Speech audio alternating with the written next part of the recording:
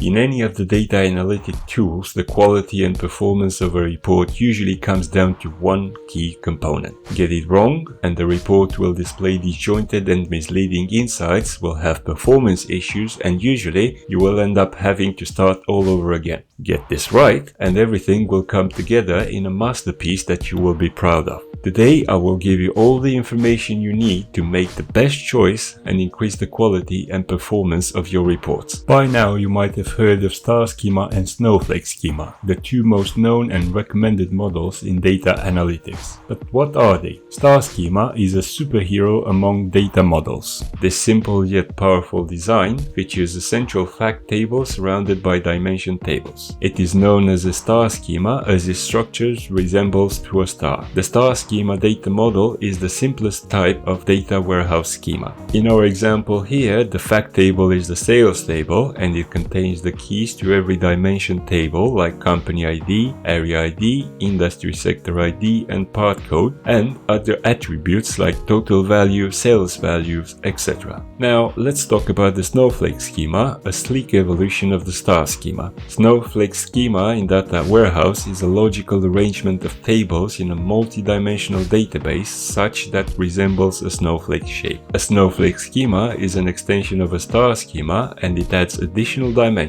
The dimension tables are normalized, which splits data into additional tables. In the following snowflake schema example, area manager table has been added to the model, and it will filter the sales table through the areas table. Also, the discount type and industry sector will filter the sales table via the company table, allowing us to trim the size of the fact table by removing those columns from it, thus reducing its size and improving performance. Which one should you use, you might ask? Before I give you the answer to this question, you need to know the basics. When you design a report, you need data, and how you manipulate it will determine the rate of success. There are two main types of queries or tables that are used when it comes to storing data: fact tables and dimensions tables, plus another one that I dare to say it's equally important. But let's talk about the first two. Fact tables. Imagine fact tables as the heart of your data model. These tables hold your core business metrics like sales number or quantities or transactions.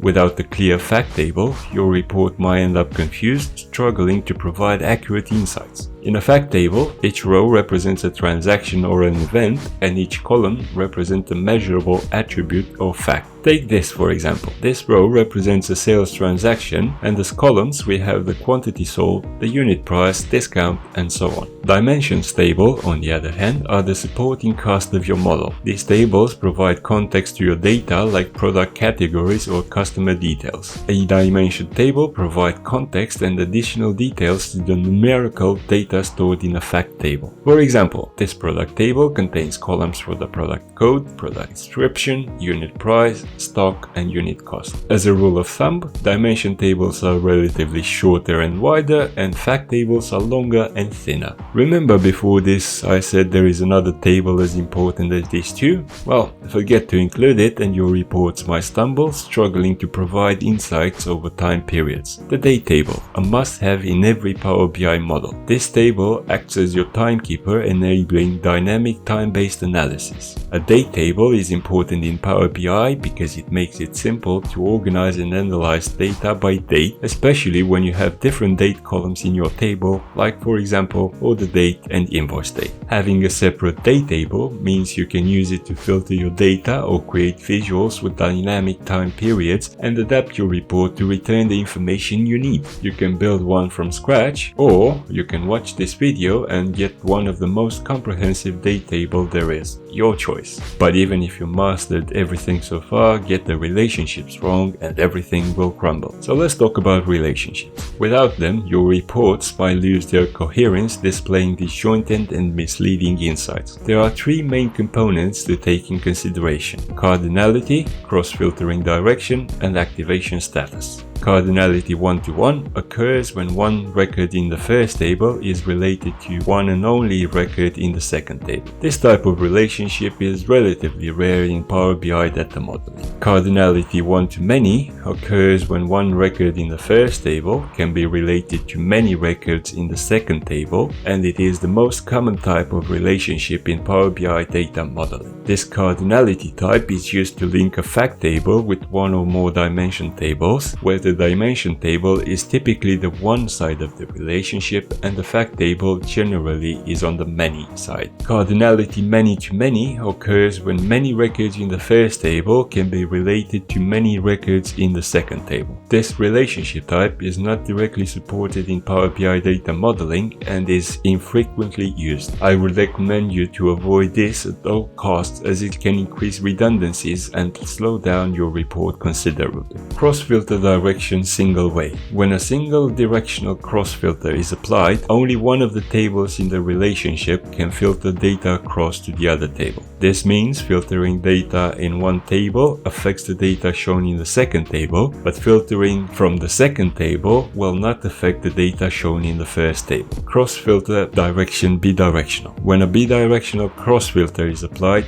data can be filtered in any direction across the relationship between the tables. This means filtering data in one table affects the data shown in the other table and vice versa. This type is less common and can negatively impact performance and create ambiguous filter paths. Active and inactive relationships. By default, when a relationship is created between two tables, it is considered an active relationship. This means the tables are joined based on that relationship and the related tables are filtered by the active relationship. However, it is possible to have multiple relationships between two tables, and in some cases, having more than one relationship between tables may be necessary. Like this data table here, which has an active relationship with the sales table for the order date and an inactive relationship for the invoice date. Between two tables, you can have only one active relationship at a time to avoid conflict or incorrect results. So, when multiple relationships exist between two tables, some must be inactive. Now that you have all the information, it might be time for a decision. What data model layout should you choose? Before I tell you how you should choose, I must warn you, even if you build a perfect data model, you will still run into problems and have inaccurate results if you don't clean your data properly. And just to help you with this, I've put together a video with the 10 essential tools you have in Power Query to clean your data. The link is in the description box below. Now, which data model should you use? Generally speaking, a star schema is recommended if you have a few dimensions with low cardinality and limited level of hierarchy. Additionally, if you need fast and simple queries with aggregated data and have ample storage space to tolerate some data redundancies, then this schema is ideal. On the other hand, a Snowflake schema is best suited when you have many dimensions with high cardinality and multiple levels of hierarchy. This type of schema is also helpful when you need complex and detailed queries with granulate data and want to avoid data inconsistencies. It's not always a straight choice, but now you know all the concepts. Fact tables, dimension tables, date tables, star schema, Snowflake schema, relationship types, and filtering. You are now on your way to creating reports that are not just informative but impactful. So grab your data and start modeling. With these tools in your arsenal, you're ready to unlock a world of insight in Power BI. If you enjoyed this video, hit the like button, drop a comment, hit the subscribe button, or even activate the notification bell. Until next time, this is Stellian signing off. Cheerio!